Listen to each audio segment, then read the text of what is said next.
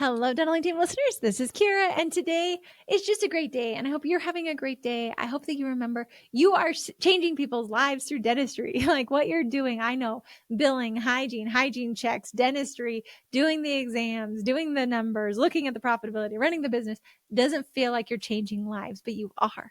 You're giving people the confidence of their smiles and their healthy mouths. You're helping them have long-term systemic health. You're saving them from perio disease. You're helping them have preventing the risk of cardiovascular disease. You are doing such a great service in this world. And you're also helping more people smile more confidently, changing their lives exponentially. And just remember, you're doing so much good. So let's keep it up. And I'm here to give you all the tactical, practical tips, infusing your world with positivity and changing this world in the greatest way possible. If you love the podcast, leave us a review, share it with a friend, do something of goodness today. You guys just sit here and listen on your own.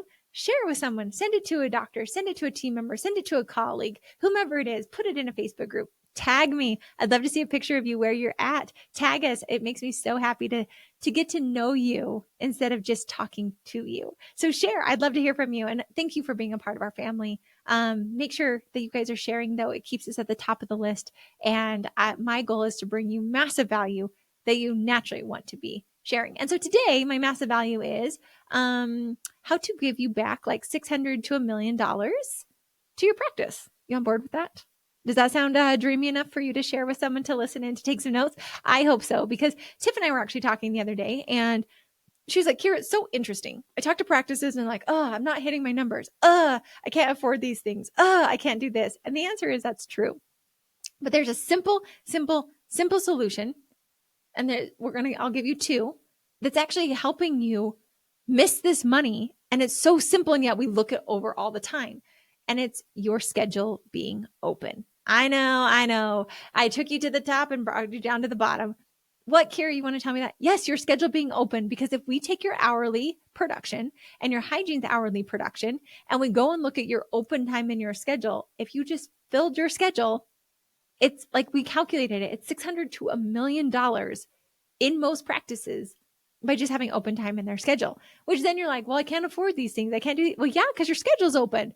And so I want to give you some tips. Like I said, it seems kind of like, oh gosh, okay, we're going to do this. We are going to do this because 600 to $1 million just with an open schedule. So what impacts our schedule being open? Cancellations, not closing treatment, not getting patients to schedule, not reappointing our patients, not having a cancellation policy within our practice. Those things create open schedules. And then also, I'm going to lovingly and directly say, not having our team focused and obsessed on filling the schedule. Offices who are obsessed with filling the schedule, meaning we have it to 90 to 95% to goal every single day, are the offices that are freaking killing it. The other offices are like, well, we did our best. See you later. It's 5. No. As a front office team member, the expectation and the agreement we made was I was not allowed to leave for the day unless my schedule for the next day was full. Now, people tell me, Kiera, we fill our schedule. It's full at the end of the day. And I come in the morning and I have voicemails canceling my whole day out.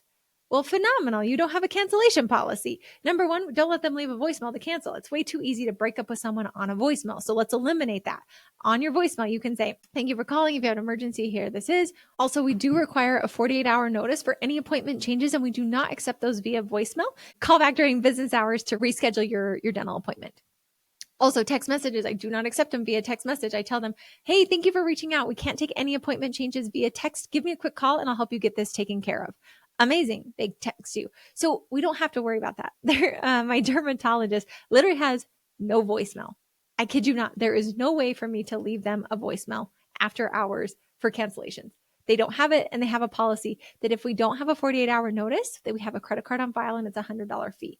You can choose whatever you want. I'm not here to advocate that you should charge fees. I'm not here to say you should have a credit card on file, but I am saying you need to have a policy that your whole team is behind. I'm very big on, you are a specialist, you are a doctor's office, and patients should value your time. So whether we're having them leave you on, they put a deposit down, there's a credit card on file, but every specialist, I'm talking IVF, dermatologists, doctors, like everybody in healthcare has a credit card on file. And if you choose not to show for that appointment and you don't give them a 48-hour notice, there is a deposit that's non-refundable that they do take. Now, you don't have to do that, but you do have to have a policy. Some offices, if you choose to cancel or reschedule your appointment. I never use the word cancel. They just reschedule because I have no one who cancels on me. They reschedule their appointment. If they choose not to do it within 48 hours, that's okay. We push them out 6 weeks or 12 weeks, whatever it is, and then we move them forward after they waited for about 4 weeks. If they continue to do it, so it's a 3-strike policy for me.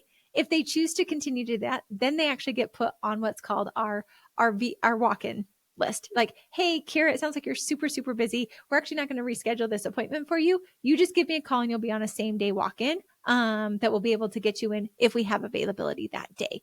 So, but either way, there's a set policy, and we're going to start to train our patients so our patients stop canceling off of our schedules. Because remember, 600 to a million just by having open schedules is something we need to stop. And so looking at this, you can also have them sign that they understand that these things are happening, but really getting super clear on what our cancellation policy is, having everybody follow through on it, and making sure, and you're not being a jerk. You're just saying, like, these are the rules of our game. We want you to play the game with us. These are the rules. Do we agree that we're both going to play by them? Absolutely. Yes. Phenomenal. Come to our practice. We're going to be on time for you. We're going to get you back, and we're going to make sure that we see you and we have the adequate time for you. That's how we play the rules of the game. So number one, keeping our schedules full. We don't take those cancellations. We make sure that at the end of the day, our schedules are always filled up to goal. We call, you guys, I used to call all the time, and I got so good when patients called to cancel, and I'm like, oh my gosh, Mrs. Jones, tell me what's going on. I'm like, I hope you're doing okay. Tell me what's going on. And I find out what her problem is, and then I find the solution.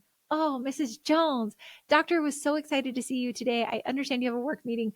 Like, thank you for letting me know. We do require a 48-hour notice for any appointment changes. Let's see. I could actually, like, if we could get you in and out by 2 o'clock today, does that work for you? Yep, that works great. Amazing. Mrs. Jones stays in my schedule. I just move her time. We move along. There's so many ways that we can keep patients on the schedule. We can let them know, like, hey, like, I have people that are like, I can't make it. Send an Uber. If they're a big case, send an Uber to the patient. But you've got to have some solutions for them to where patients are staying on our schedule. And I feel like this is where, if you own and your front office owns that the schedule will be full, and that's what their agreement with you is, excellent. Hold them to that level. And people are like, but Kiera, patients are canceling. For sure, let's count for a 10% cancellation. Like, that's normal. But guess what? We've still got to keep 90% of it full. We still have to go through that open time. Hygienists not hitting their goals. Well, is it due to open time? Anytime we have open time on the schedule, or if we like finish with a patient on time, or like, let's say it's an hour and we finish at 45 minutes, for every 15-minute increments, let's have people make 5 phone calls. So we've got outbound calls going all the time to make sure our schedule is always getting full with people coming in. This is how we keep our schedules full. This is how we own it. This is how, and then the next thing is doctor needs to be diagnosing. I shouldn't share our secrets. We have a question for consultants interviewing for our company, and I'm always looking to see if they can catch it. It's the hardest one for them to catch. It's the schedule is so busy, but we're not hitting goal. Well, usually that's because doctor's not diagnosing enough. So let's check at that. And doctors, this is not me saying you're doing anything wrong, but what I am going to say is, are we being comprehensive, and are we diagnosing comprehensively for that patient? Are we doing quad dentistry, or are we like watching a lot of things because we don't want to have the conversations of treatments needed? That's a question you get to answer. I'm not your dentist. I'm not a doctor. You get to tell me that. I'm just here to ask you the question.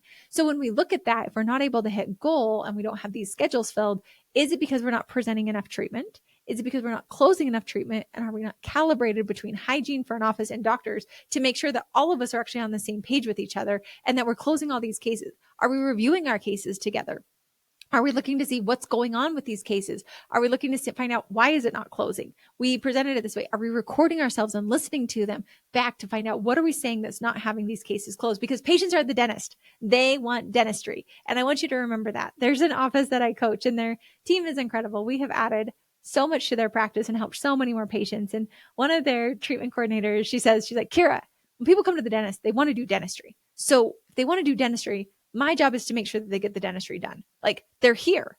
And I was like, that is the most beautiful way to think about this, because you're right. They're at the dentist. They're here. They're giving up their time to be here. Let's make sure that we're giving them the information that they need. We're helping them. We're guiding them. And we're actually helping them have good, clean, healthy mouths. That's what we're here for. And so for you guys looking to see, these are easy ways for us to actually add money to our schedule. We can afford things, but money is being lost because the team's not unified. So if all of us know no one gets to leave, it's not just the front office, no one leaves until our schedule is full. Well, hygienists, reappoint. You should be at 98% reappointment. Let's not ask like, hey, Kiera, do you want to schedule back? It's Kiera, we're going to schedule your 6 months. I've got you on May 5th at 8 a.m., same time as now. Can't wait to see you in May. And then I'm going to walk you up to the front. If May 5th doesn't work for me, I'm going to let you know. We always remind them, like, we do require 48-hour notice for any appointment changes, 48 hours. And then I also am really big on unconfirmed appointments because the schedule can look totally full, but if they're not confirmed, they're probably not going to show. And so what's our policy for that? I do have some offices where we call the patients and say, hey, I've got to hear from you today. If not, I am going to need to reschedule your appointment. They scooch off the appointment. We fill it with someone who's guaranteed to come. If that patient comes, I get to have the fun conversation with them. Notice it's fun. Hey, awesome. Again, these are the rules of our game. We called you. We told you we needed to hear from you. And because we didn't hear from you, we did pull you off the schedule. If I have time that day, I'm going to scooch them in. I'm not going to do the whole thing. If I don't, I'm going to say like, I am going to reschedule you. Let's get you back at this time. I do need you to confirm your appointments because we have so many patients that we want to see that every patient does need to confirm their appointment. Great. They know the rules of the game. You can even tell your patients, new year, new start. This is what we require. So patients do need to give a confirmation. Otherwise, we will be moving you off the schedule. It's totally fine. But these little areas and people are like, gosh, Kiera, is it really worth it? To me, 600 to $1 million is definitely worth it. Of just, I'm not working any extra days. I'm not working any extra hours. I'm literally working the exact same time. I'm just making sure my schedule is full every day. If you wanted to change one thing in 2025, keep your schedule full and have the entire team unified on this, I guarantee you will see results. Guaranteed. No ifs, ands, or buts about it. Guaranteed. You can have it there, but it's a whole team effort. And I promise you, goals will be hit easier. Your team will do better. You'll serve more patients and you will work less. People are like, Kiera, how do you cut down from 5 days to 4 days? You have full schedules. You're able to do it. We're better with our block scheduling and we map it out. So we're super productive every time. So doctors are diagnosing, treatment coordinators are closing cases, hygienists are reappointing, and schedulers are filling the schedule. The whole team is ticking together and we can actually consolidate. We can expand whatever your goals and dreams and desires are. And we have good block schedules in there to fill it full. Then if we can't fill a block with what we're supposed to, we have a 24-hour hold on that. And then if we can't, we fill it with something that's going to be productive for it, whether it's an emergency. We also schedule emergency times in our schedule. Like scheduling is so clutch in a practice. And yet I feel like we just haphazardly oftentimes do it. It's so easy. It's so easy to add production to offices, schedules, and consulting because we work on this. We train the team. We watch it. We see, we make sure they're productive. And then from there, we're able to help offices grow exponentially. So go look to see how to add 600 to $1 million to your practice. And if we can help you, we're experts at this. We're really, really good at it. We're really good at helping your team with the verbiage. We're good at helping them understand like how we change the voicemails and what do we do with the upset patients and how do we handle this? Reach out. It's easier to do it with a buddy. So reach out. hello@thedentally.team.com. And as always, thanks for listening. I'll catch you next time on the Dentally Team podcast.